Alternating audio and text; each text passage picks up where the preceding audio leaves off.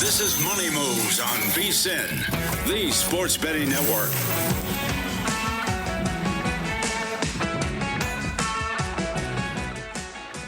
Kicking off a busy Tuesday here on Money Moves, VSiN, the Sports Betting Network, Sirius XM Channel 158, alongside Matt Brown today. And for JVT, Stormy, Buonantony with you. We're live at the world's largest sports book in downtown Las Vegas.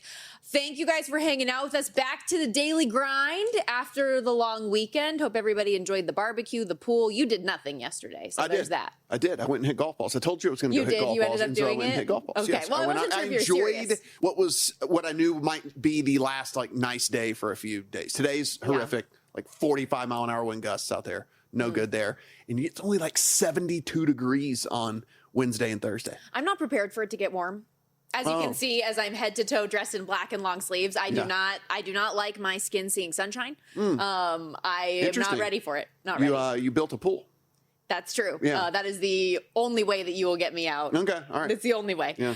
We have a big day today. Lots to get into from what transpired last night on the ice and the hardwood as well. So let's set the table like we always do. Time to run it down. It's time for the top headlines and topics of the day. This is The Rundown. Obviously, we talked about it a lot yesterday, Memorial Day, a big baseball day, and the action will roll on today with a 15-game slate. Excited to have VSiN's own Adam Burke with us in studio for his usual half hour. Crazy day on the diamond yesterday, too, in the best way. We can get into the Astros combined no-hitter yesterday, making a little bit of history in a number of ways there. How about Jacob Misiorowski? You were on the air during his start. Yeah. Unbelievable from him yesterday. Yeah, some really cool stuff over there. We already saw Adam already here, looking fresh to death as he came in. Or fresh to death, depending on whichever way you just found out. We were learning things before we came on air. It's gonna be cool to talk to him just about things in general, and also some fun little debate, as I'm on the opposite side of him in one of the games today. Ooh, love that. So it'll be a fight to the death. Fresh to death, fight to the death. To the death on that one. Yes. Also, a little bit later on in the show, we're going to do a deep dive into some of the big picture MLB awards markets and the like. It is a massive game tonight in Las Vegas. Will we get a Sin City sweep? We're previewing it all. With that in mind, as the Colorado Avalanche are on the brink tonight, some updates coming out of Colorado's morning skate today. Looks like a change in net could be pending here. Mackenzie Blackwood was in the starter's crease this morning. No Nathan McKinnon nor Val Nichushkin out there on the ice today for the optional morning skate. It was optional. I haven't seen any quotes from Jared Bednar just yet, but as soon as we do hear something or see something come across the socials, we will let you know. Let you know for the non-hockey people out there, in the crease slang for who's going to play goalie. That's what we're going for with on that. At DraftKings, Colorado, a very, very slight favorite, and it is a coin toss everywhere else. 115, 105 over at DraftKings, 110 on both sides. FanDuel, MGM, Caesars, Fanatics, the score.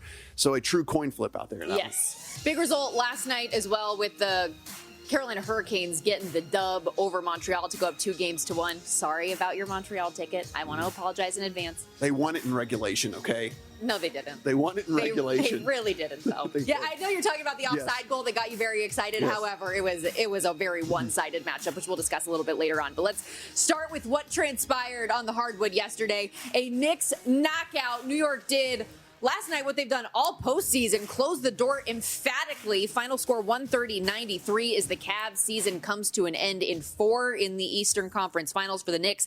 It has been a minute since they have been in this position, back in the NBA Finals for the first time since 1999, seeking their first NBA title win since 1973. And real quickly, before we get some of your reaction here, Matt, let's check in on Knicks Nation. Here's Alex Monaco of MSG with the crowd outside at a watch party. My goodness, what was happening out there? Look behind me! See behind me! For the first time since 1999! It's a go! New York go! It's pandemonium! It's euphoria! It's nothing but New York joy! Oh, what a time to be in New York City! Bill! Back to you! Bill! That's back to you. They do know that they haven't won a title yet, correct? Just checking in. But I mean, 1999, you got to think about this. You were in diapers. There are people that are 20. I was out of diapers. People okay, 27. People 27 years old right now have never seen this team in this spot before. So I can understand the hype. I will go ahead now and go ahead and throw cold water on that as to where this is a different animal and either one of these teams is going to advance out of the West. It was a very weak East as it was anyway. We kind of knew that it was a very weak East. It's a note of no shock to anybody that the Knicks were able to get it done. And so Stormy, no matter which team comes out of the West, they are going to take care of business against this Knicks team. The whole rest advantage thing that they were getting with these other ones, as we know, it doesn't matter. They're trying to balance it out a little bit, the NBA, so the teams from the West will get a few days rest as is anyway leading into this. And so it was fun. It's a great story. Glad that New York is super, super happy. It will all come to an end in the finals. Okay. Yeah. With that in mind, though, with the Western Conference final tied at 2 right now, we'll have a minimum of 6 games there. Entirely possible that thing goes the distance for the full 7, which would be an elongated time off for the Knicks, which could be a positive. Okay, not necessarily a negative for this team. Looking at some of the odds, though, the hypothetical NBA Finals series odds, the Knicks plus 220 dogs to the Thunder, plus 210 dogs to the Spurs, and OKC remains your favorite right now at plus 110. San Antonio plus 270, a little attractive there. At what point do we talk about how stupid we are? Do we do that now or Let's later on? Let's just get it out of the way. Okay, Let's just get it out of the way. We handicapped this game multiple different times saying this Cleveland team looks dead. I don't have any expectations of them. Don't think that they're going to be able to rally. And not one, not two, 3 different occasions brought up perhaps playing even an alt line here. You brought up as small as moving it to 5.5 was getting you plus 140. Yeah. And if you wanted to get aggressive, obviously the number is going to increase from there. Talk about it once, talk about it twice, talk about it 3 times. How many did you make? Did not bet. I didn't either. I was texting you like, I hate myself. Yeah, how did we talk about this so many times and not play it? I know. I'm sitting here looking at this, like watching this game get out of hand early going, wow, this is playing out exactly like we talked about, and I have no bet to show for it. We had Danny Cunningham on the program yesterday who covers the Cavs, repeatedly brought up the fatigue factor for the Cavaliers, given the fact that they had played back-to-back 7-game series, how grueling it was with the Pistons, just felt like their legs wouldn't be there with them, and it happened early and often, as the Knicks clearly had that in the back of their minds, trying to make this a track meet right off the bat. 13 fast break points in the first quarter, 26 in the first half. At one point, they go on a 20-0 run. I wonder what the expected points would have been over that run. Would Cleveland have been winning? Neither here nor there. But it got out of hand pretty quickly here, and you could tell that had worn on Cleveland. Oh, absolutely. And I asked him, just as following this every single day, what does this team look like next year? They didn't waste any time to ask Donovan Mitchell. He said he loves it there.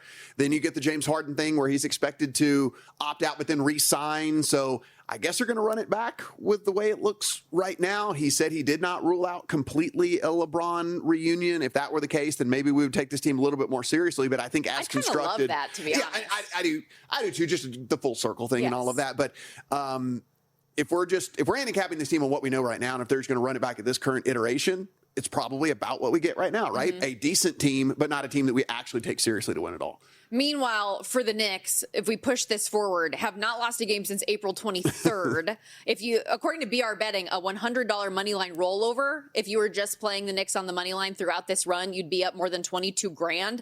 The margin of victory, though, is what's been most impressive to me throughout this whole thing. So 11-0, yes, over this stretch, 10-1 ATS as well. Average margin of victory, 23.8 points per game. Average cover margin, more than 20 points per game. And this goes back to the end of the regular season as well. If you look since April 3rd, this team is 16-3 against the spread, average margin of victory, 18.5 points per game, average cover margin, nearly 14 points per game. And the only 2 straight up losses that they have had over this course of the postseason have been 1-point losses. Yeah, the only thing, just both these teams coming out of the West have somebody that can lock down on Brunson, whereas they didn't have that in the East. And so that's going to be the big problem here for this Knicks team. They're going to really need Cat to step back up and be a scorer. They're going to need some of these ancillary pieces. Can't just be Brunson. And, look, they'll have some time to try to figure it out, and they'll have some time to try to get that done. But that's one of the big hangups for me. To get there, you cashed the ticket last night over in the NHL. Your under was a lock because when you go to overtime and it's sudden death and it's only 2-2, you can't lose. Okay, there's no 2-pointers. I watched this game. I texted you for some recommendations in Summerlin where you would think to go watch the game. Ended up going to Distill. Okay. So It's funny you say that, because when Montreal scored what looked to be that goal to go up 3-0 in the third period, Cole Caulfield ends up being offside. So the goal's taken off the board, and kudos, by the way, to the Canes video staff. They were really quick with it. That thing came off the board quick. But when that happened, I go, okay, so now we're in worst case scenario territory, that Carolina, given all of the shots on net that they had at that point, I'm like, okay, are they going to score and then tie it up? And then it's going to be 6-6. We go to overtime and it's a loser. 3-3 and we go to overtime and it's a loser, because you have the yes. 6 as the total here. Or do you still just get an empty net goal from Montreal potentially late in this one with Carolina pushing, and then it's 6? And so at least I didn't have the 5.5, so it's not a loser, but it's a push and it sucks. And so the fact that we won, I was very, very pleased and very relieved. I am sorry for your. You want the most absurd statement of the week that will happen on this show, and this is knowing that Dustin's still going to come on this desk here later this week. This is the most absurd statement that is going to be said on the show this week. I feel like I could have played goalie last night for the Colorado Avalanche. For the Carolina Hurricane, and got that done. That was the I texted you at one point. I go, I won't say exactly what I said, but I said a shot on goal would be nice every now and then here. Canes outshot Montreal 38-13, and it started fast too, 15-5 in the first period. Freddie Anderson, and this, again, I know he's the short shot for Carolina to win Conn Smythe right now. He just has not done anything particularly special. You see what the defense has done in front of him to limit the shots, and then you get the people that'll argue, well, he's going such extended periods of time without a shot on net against him. That's really hard for a goaltender. Okay, yes, I understand that, but it's also really hard when you're getting peppered with shots, right? Like, it's pick your poison. One way or another, it's going to be a difficult situation. I would take fewer than being peppered. 2 goals given up on 13 shots on goal this game. 4 goals on 25 going back to game 2. This after the clunker in game 1. I'm just not on board with it. That's just my 2 cents. We'll talk more hockey in a little bit, but when we come back to the Western Conference Final in the NBA, we go. Stick around. So you're listening to this podcast because you want an edge. But what if I told you you're only halfway there? You've got the mindset. Now it's time to get the toolkit to match. Here's the thing. Pro bettors spend thousands on data and tools, but what they don't want you to know is that you can get the same edge for a fraction of the cost with VSiN Pro. VSiN Pro gives you access to expert picks, public betting data, prop projections, powerful tools, analytics, and more. Just tap the link in the description and see why thousands of bettors are already using VSiN Pro to cash more bets.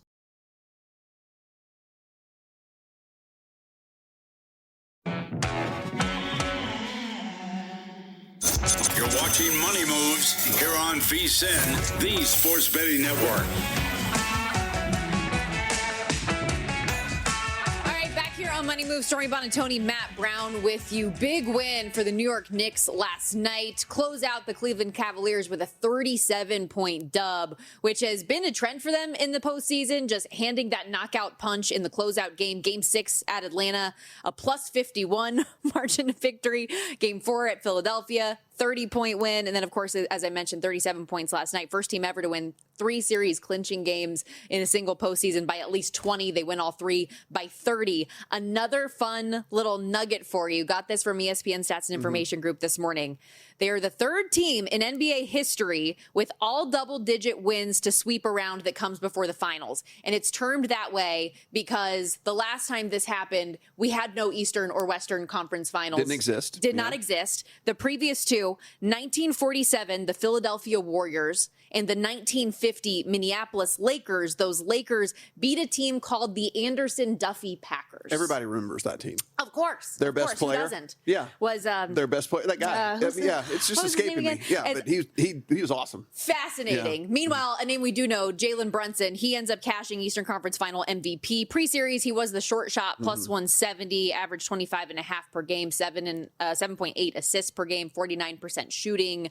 By the way, as you said earlier, the last time that the Knicks found themselves in an NBA Finals, 1999, Rick Brunson was on the team. Oh. That's like among the several things. Shout out Polymarket Hoops for this list of all of the things that were going on in 1999, or apparently not going on. Tobey Maguire's Spider-Man hadn't been created yet. The average price of gas was $1.11, minimum wage $5.15. What are we at, like $5.50 now? Oh, if only. If only. I was also, so this kind of sparked another thing. Since the last time the Knicks actually won an NBA Finals was 73. Richard Nixon was president. That June was when the Watergate scandal all became public, by the way. Secretariat won the Triple Crown. That gas we just told you that was $111 in 99, 40 cents back in the 70s. Average cost of a home, $32,000. You will be able to use that graphic again next year, this year, next year, the year after that, and the year, because they're not winning the championship this year. So this graphic, this graphic, save it, guys. Just rack it. One last one. You can run that one back for a few years. One last one I didn't put on the graphic. It was the first year. It was the year the first cordless phone was invented, and it weighed more than 2.5 pounds. Oh yeah. Did you guys have one of the cordless phones that you had to actually retract the antenna on the top of it? I never had one of those, but I had a play one. So I had one of those that my grandparents had back in the day, and it didn't work anymore when I was a kid, but we would totally play with it around the house. It was cordless. No, you couldn't get it. You couldn't get from 10 feet away from the you couldn't get 10 feet away from the base for it to actually work, and you had to retract this antenna way out 14 inches for it to go. But hey, it was cool. But as you said, you think that this is the end of the line for the Knicks. That whoever comes out of the Western Conference Final, they're the ones that are going to take it home. You're going to watch these teams tonight, and you are going to see just a different level of play, and certainly on the defensive side. And that's really what has happened here with this Knicks team. Yep. We knew that the East was soft. That's why nobody is surprised that it's the Knicks. And there were people that were going into the series this past week who were big on the Cavs being able to pull it out, because there wasn't a dominant team over there, and nobody was really looking like they had a real chance at beating whoever it was that came out of the West. And I still believe that to be the case. I think both of these teams are not only superior offensively, but on the defensive side where it's really going to make the difference. Like I said, Brunson did what he wanted to do basically the entire playoffs so far, and that's just not going to be the case with either one of these teams. And so, look, they'll probably win a game. I'm not saying sweep stuff or anything like that, but I mean, they'll probably win a game, but 4-1, 4-2 max. Do not see this thing going 7 for sure. Well, let's get into tonight. Game 5, series tied at 2, so it's a best of 3 now. It was a big response game in Game 4 for San Antonio to get that win, a 21-point win on their home floor, 103-82. What do we get tonight as the series shifts back to OKC? Some odds movement, at least here early. Spurs getting some support. Thunder are down from a 5.5-point favorite to 4.5. A handful of 4s I'm seeing pop up on the board as well. This total up from 215.5 to 217. I see some 216.5s though, for those of you who like the under. What stands out to you tonight? Yeah, your Caesars, Circa, or Fanatics market out there. If you want to back Oklahoma City, that's where you're going to find the 4. As soon as I say that, Caesars goes to 4.5. So make that only Circa and Fanatics if you want to back Oklahoma City at 4, 4.5. Everywhere else here in this one. So I started looking from a prop angle in this one. I mean, I think if I'm going to bet the Spurs, I'm just going to bet the Spurs to win this thing outright. At this point, once you lose the 5.5, I think it's just okay. You just bet it outright if you want to go that direction. But mainly, I was looking at Dylan Harper's minutes the last couple of games and how they have reduced, especially with De'Aaron Fox coming back. And now that we've had a couple of days for the injuries that were bugging him to perhaps be a little bit better, I fell for it. Lost it by 2 points last time out at the 14.5 on his player prop. It was 13.5 last night. It's 14.5 this morning. I still think it's fine to play. Dylan Harper last couple of games, 17 minutes and 21 minutes, which has really decreased his productivity. And I think that's where De'Aaron Fox comes in and steps it up. And so at 14.5, if you were looking up until, of course, the one that I lose, he had 11 of 12 playoff games. He had gotten to this number, but he didn't last game out. I'll go back to the well here. Think that he's going to be able to. He only got to the line once in that last game too. Just little things were a little odd. I think he's back to a little bit more of the De'Aaron Fox that we saw all season long. So I did play the over 13.5 last night. Over 14.5 today, I think is fine. In terms of this total, are you surprised at all to see it getting bet up, considering how well under Game 4 went, what San Antonio was able to do on the defensive side against OKC? Not that would fully happen again. It was the worst performance that we've seen for the Thunder all year long. Yeah. Only 38 first half points for them even in the game. They were missing some of their offensive creators, and we know A.J. Mitchell is going to be out at least again today. Jalen Williams, questionable. The hamstring, they're no longer calling it soreness. They have admitted and put in the report that it is a hamstring strain right now, one that has cost him games already earlier in this postseason. Again, missed 2 games of this series. So how impactful is that for what the Thunder are trying to do offensively? Yeah, as far as the total goes, so we didn't see any of the stars in the fourth quarter, basically. So, I mean, it was, you have to like kind of factor that in here when it comes down to it. And obviously in this one, you're going to see, unless this is just a complete and utter run out, you're going to see more SGA, and they sit him, they sit Wemby, they sit everybody in the fourth quarter because of the way that game played out. You're going to see them much further into this one, knowing that this is, a really do or die type situation for either one of these teams. And so I understand why there's a little bit of support towards the over in this. SGA, I mean, if you look, because of the limited minutes, only played 31 minutes in that game, only put up 15 shots, right? I mean, that's just very not SGA-like. And honestly, what we've seen from the Spurs, when they have their best games, it's when Wemby is aggressive. When Wemby has been passive, that is when they have not played as well. When Wemby is aggressive on the scoring side and trying to go out and score, then that is where we have seen the best version of the Spurs. So I expect both of these stars to be volume players tonight, right? And like, it might not be efficiency, but it's going to be volume, and I think they're going to be putting it up early and often. SGA shooting sub 40% this series, which I think is just weird, especially given what we saw from him throughout the course of the regular season. This is a 55% guy, wins back-to-back MVPs. We have seen in the postseason last year, though, right? There were moments when the team needed him to put them on his back, and he was able to do that. So you talk about playing big minutes. Is he able to produce in those minutes? Is he able to shot create? Because, again, what we saw from San Antonio, being able to just hamper down on him so many times, I'm curious if he'll actually get the result he's looking for. And not to, like, beat a dead horse here that we were talking about yesterday, but it would not surprise me if Chet is as ineffective as he has been in this series. Like, it wouldn't surprise me to see his minutes get cut. Like, I mean, you can't just keep throwing him out there and then have him just getting ragdolled out there and then just and absolutely contributing almost nothing, to this team. I think you've got to try to change it up. Like we said, I mean, this is a kind of a do or die game right here for this team, and so. Wouldn't surprise me. I would never be playing Chet overs today, because I think that there is a world that exists where he gets out there and Wemby just goes at him again a few times, makes him look stupid, and then he's like passive and stuff. Like, I wouldn't surprise me if he ends up on the bench. Are the nuns traveling for San Antonio? Because that could sway me one way or another. Ooh. Do they get? Do you see that they blessed Luke Cornett? Yeah. Like, come on. They were sitting right next to the OnlyFans girls. Did you see that too? Well, you have to have the balance, the yin and the yang, the angel and the devil on your shoulder. Yeah, little yin and the yang stuff going on. Also, somebody, Montreal Max tweeted at us, by the way, Stormy, it is amazing that at 5'10", you're eye to eye on the sidelines with coaches, but when sitting at the VSiN desk, especially today, looks all of 5'3" and a head shorter than Matt. Well, see, this is what we.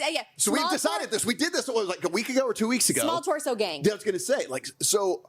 Stormy's waist actually is higher than mine. Yeah, my hips are higher up. Higher than mine, but then I'm a freak show apparently from like so that's waist the thing.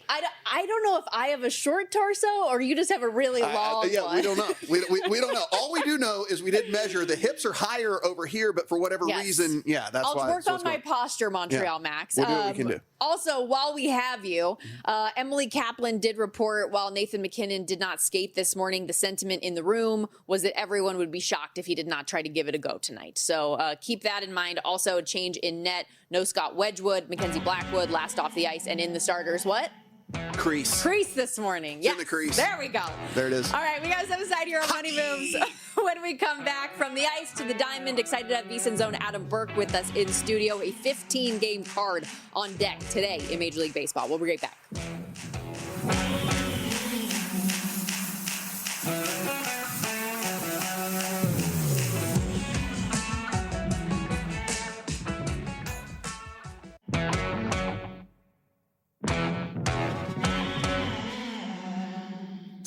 You're watching Money Moves here on VSiN, the sports betting network. The clock is ticking on one of the best VSiN Pro offers of the year, and this is your final week to get a full year of VSiN Pro, normally $240 for just $199. And get this, when you sign up right now, we're giving you 2 extra months for free as well. That's 14 months of VSiN Pro access, less than 50 cents a day. But you got to use our promo code PRO, P-R-O. That gets you the daily best bets from all of your favorite VSiN show hosts and guests, real-time betting splits from DraftKings and Circa, AI-powered prop tools, matchup analysis, 24/7 live video, full show replays on the VSiN Watch app, and all of our special edition betting guides for the year, every major sport. This offer ends May 31st. Don't wait. Head over to VSiN.com/subscribe and use promo code PRO, P-R-O, at VSiN.com/subscribe. That's some real leverage right there. Wow, some people. Stormy Buonantony, that voice you heard, Matt Brown. And we got another one on the desk with us, Adam Burke, in studio for the next half hour. Just the groan. VSiN managing editor. You didn't even wait. So, you just did it right off the bat. That's his classic Eeyore groan. Again, I've never heard anyone call it leverage. Like, that was the first time I've heard it during the break. Leverage. So we had a weird conversation about words that you use interchangeably: leverage, leverage, either, either. My big one is applicable. Like, when does it just depends when I say applicable or applicable. Is there a right way? No. And to be fair, it wasn't leverage or leverage. It was just a lever or a lever. And we just added the age, which was good on your part because you're right.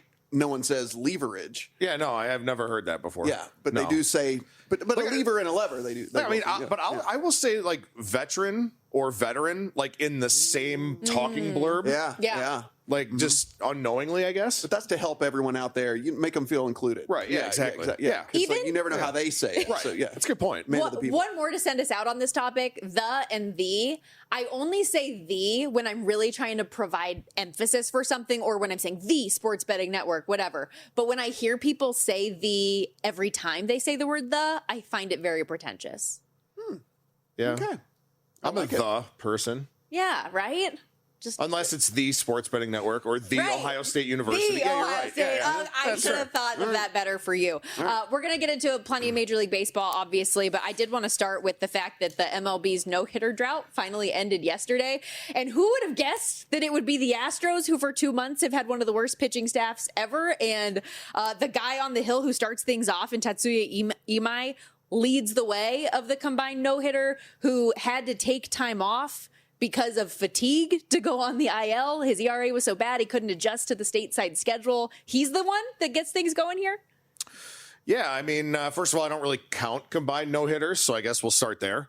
But second, I mean, what is happening with the Texas Rangers? Sure. I mean, obviously this is a team that had a really, really good pitching staff coming into the season, but from an offensive standpoint, I mean, I thought they'd be a lot better than they are, and they just clearly are not. And this is a rock bottom type of spot for the Rangers here. And, I saw some people as well, kind of sharing a clip from a post game of Skip Schumacher kind of being a little bit flippant with the post game reporter and all that. Things are not going well in Texas. I really thought that they would, but definitely rock bottom last night for this Rangers team. Yeah, and I mean, the no-hitter's one thing, but I actually think that this does spark a conversation just about that division in general, right? Because right now, you look, and the A's are atop that division, but they're only up 1.5 games on the Mariners, 2.5 on the Rangers, and then 3.5 on the Astros.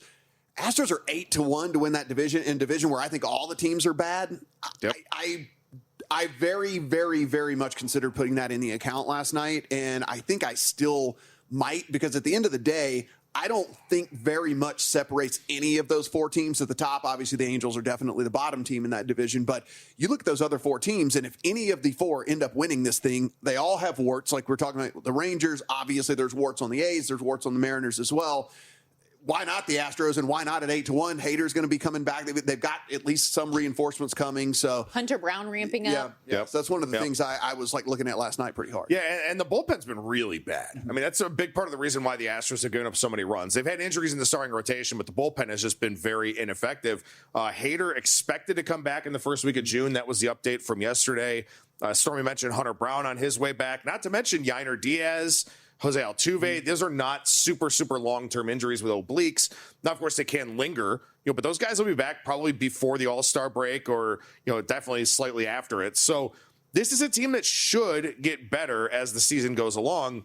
However, the big elephant in the room is what do they do with Yordan Alvarez, right? Because there's usually a very big lack of power at the trade deadline. Usually you're going to get platoon type of power, something like that. Guys that can maybe slug 450 by hitting, doubles against opposite-handed pitching.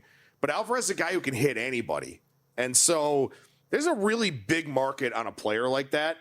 And if I'm Houston, I don't know how far this current core is going to be able to take me, whereas the Athletics have a bunch of exciting young players, and of course, I'm sure that things will get, ramped up a little bit from a payroll standpoint when they come to Vegas. I still think Seattle is probably the best team in that division. And Texas, I mean, you still have DeGrom, Uvalde, maybe Gore kind of figures things out. Maybe he's going to stay healthy the rest of the way. If I'm Houston, I know that the AL is fairly wide open, right? The Yankees are the only really, really good team, I think. But I don't know that it's worth keeping Yordan Alvarez over, and that's what would worry me, playing an Astros future. VSiN managing editor Adam Burke, also MLB analyst. You can go to the website, vsin.com, catch all of the work, regular articles up on the website as well. And there is an angle as this series rolls on with Houston and Texas. I know you have in pocket already today. Jack Leiter going for the Rangers today, minus 132 home favorites. Jason Alexander on the other side for Houston, run total 8. Where are you looking? Yeah, and this is another problem that I have with the Astros. So it's something that they were able to overcome early on in the season where they are very, very, very right-handed heavy. And I just mentioned it with Yordan Alvarez, a guy who's going to be very sought after here at the trade deadline. He's really their only left-handed bat of, extreme consequence. Jack Leiter struck out 30% of the right-handed batters that he's faced so far this season. He's had issues. His numbers don't look overly great. He's definitely had some problems here and there. But the one thing he's done really well is strike out right-handed batters. And the Astros are probably going to have, I would say, at least 6, probably more like 7 or 8 in the lineup here today. So it's a good opportunity for Leiter to rack up strikeouts. I don't know how deep into this game he'll pitch necessarily, but I did see that his outs recorded prop was juiced pretty heavily to the over, and I think it's 17.5 is what it was. And the strikeout prop was reduced juice, even plus money, over 5.5 here this morning. So that's what I locked in, over 5.5 strikeouts. The Astros have really fallen off the pace offensively against right-handed pitching. And I think it's because they just have so many same-side plate appearances that it's going to happen. He faced the Astros once, struck out 6 over 7 innings. I could see him with a strikeout per inning tonight, or maybe even a little bit better. So I do like Jack Leiter over 5.5 strikeouts for the Rangers this evening. Yeah, looking a lot better over the last few starts for him as well. A guy I was high on last year ended up getting hurt and did not end up doing exactly what we thought. And then, of course, he has 2 phenomenal starts to start this year. And then all of a sudden he kind of creeps back into the bad habits, which was very irritating because I thought we were going to make some money on him. Yeah. And now he's been kind of losing money, more often than not. So looking at that NL Central, right? So we get the Miz start yesterday, 57 pitches of 100+ miles an hour. Yeah. Moves the market while we're on air over there in the Cy Young. Then the Cubs go out and lose their 9th straight, 13 of the last 15 in that one. The Brewers, the Cardinals, the Cubs, the Reds, and the Pirates, as we sit today, are all above 500. Who's real? Who's fake? What do you make of that thing? Yeah, it's really tough to determine who's real outside of Milwaukee, right? Milwaukee, we know Milwaukee's real because they've done this several years in a row now, right? I mean, they do not spend a ton of money. When they do go out and get a free agent, they spend very wisely, but they are so good at developing talent internally, particularly on the pitching side. Mizorowski has an obscene arm throwing, 101 plus. But what they've done with guys like Chad Patrick and Quinn Priester, who's missed most of the season due to injury, what they've done, they traded Josh Hader away, still have a good bullpen. They just keep finding bullpen arms. And what they do offensively is really, really hard to defend against. They put a ton of balls in play. They don't hit for a lot of power, but just about everybody on that team is a good base runner. So they're able to steal. They're able to go first to third, second to home, first to home on doubles, stuff like that. They don't have to rely on the long ball. And that's a really important thing in today's Major League Baseball because everyone's just trying to pitch away from the barrel and try to not give up home runs. Because Milwaukee's not dependent on it like some other teams are, they're just a really, really hard team to match up against. I don't think St. Louis is for real. Their starting pitching is either not going to hold up or just isn't really good enough. The Cubs, I still think the Cubs have a shot, but they got to get healthy, from a starting pitching standpoint specifically. The Reds, I don't believe in, and the Pirates, they're so left-handed dominant on offense right now. They could maybe go out there and get an impact right-handed bat at the trade deadline if they're in the mix, but also they have a notoriously cheap owner. Who is he going to be willing to add to the payroll in July? I don't know. So for me, even though it's top to bottom within 4.5 games, the Brewers are still the class of that division. They were expecting Ozuna to do something for them. He's been horrific in was just been such a big gap in that lineup. To go back to Mizorowski real quickly, I looked at some quotes of him after the game, just being asked about the performance, and he said, "That's what I do. I throw hard." Yeah. And you, when we were on the air, were listing out just like 101, 100, 103. He hit 103 or higher an unprecedented 8 times in the first inning. Triple digits 57 times on the day, 10 more than any other pitcher since they started tracking it in 08, and had a career high 12 strikeouts to exceed 100 for the season, which is more than anyone else. The dude is ridiculous. I think Cy Young in general, especially in that league, is maybe the most interesting awards market there is right now. We can hit on that and plenty more best bets with Adam Burke when we return here on Money Moves.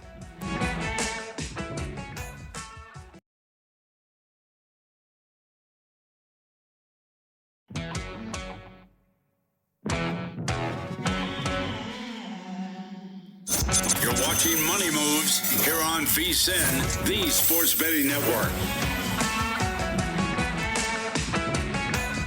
Okay, one final thought here on all of this Jacob Mizorowski conversation as we welcome you back here to Money Moves. Stormy, Buonantony, Matt Brown, Adam Burke on the desk here in downtown Las Vegas. For anyone who missed it, the dude was nails yesterday. 100 miles an hour, 57 times, 7 innings, 2 hits, 1 walk, career high 12 Ks. He's ridiculous. In terms of the Cy Young market right now, the odds have come down from a little over 5-1 to plus 370s. The second shot on the board, Christopher Sanchez, your favorite for NL Cy Young at 2-1. But this market is just fascinating to me. You've got Paul Skeens, who was the favorite at 4-1. Shohei Ohtani, who has made it pretty clear that he would like to win Cy Young at 6-1. Chris Sale plus 650. All these names at the top are at the top of their game. Yeah, they are. I mean, it's going to be definitely a really interesting thing, especially because like we've kind of seen the Phillies really take off here, right? Mm-hmm. And Christopher Sanchez is a big part of the reason why. I mean, they were willing to let Ranger Suarez walk. Aaron Nola is awful, despite the fact that I like backing him today. Like Sanchez is going to stand out if this team is able to somehow run down the Braves, who of course got off to a phenomenal start and really haven't cooled off all that much. But for Mizorowski, right, there's something about always being in front of the voters because he goes viral with the velocity and all that kind of thing. So like it's special what he's able to do. Sanchez is a phenomenal pitcher, but it's kind of what we've seen before from other lefties and stuff like that. What we're seeing from Mizorowski, we've never really seen. But again, the biggest question, and we talked about this, during the break, is can he stay healthy, right? I mean, the harder you throw, the more difficult it is to stay healthy. The body is just not, the arm is not designed to do that in such volume that Mizorowski doesn't. Of course, he's a young guy, but that's going to be the biggest worry for me. Is he going to be able to give you, I would say, at least 140 innings to be in that Cy Young discussion? Yeah, and we will move on, but this one last thing. 6 straight starts without allowing an extra base hit. Jeez. 6 straight. The last one was April the 19th. It's 138 hitters over that without allowing an extra base hit. I can't believe he's given up 4 home runs. Like, you watch this dude and you watch how difficult hitting is nowadays, and you're like, I don't know how anyone ever gets a hit. I really, truly don't know, especially against a guy like that. Okay, let's push it forward to some more of your plays that you've got coming up today. One in this Cubs-Pirates game. It has been rough for Chicago. 9 straight losses, 13 in their last 15 games. If they lose again tonight, they'll be the 25th team in MLB history to record both a 10-game win streak and a 10-game losing streak in the same season. And it's only May, mind you. Yep. Today, they're an underdog to do so, to reach the double-digit loss mark. Plus 113 on the road.